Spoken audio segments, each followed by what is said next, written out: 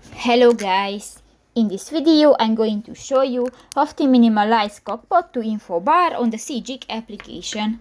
But first of all, I just want to mention, please don't forget to subscribe to our channel, because at 100,000 subscribers we are going to show you our YouTube revenue statistics and growth strategy, how to make money online. So let's jump into it. First of all, open the application on your device.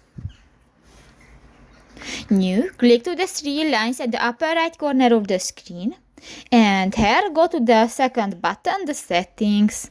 In the features section you can find the cockpit button, and you can find the minimalize cockpit to info bar, swipe info bar and explore all features option, and if you want to enable, just click to the next white circle and done. So that's pretty much it for this video guys. See you in the next one. Bye bye.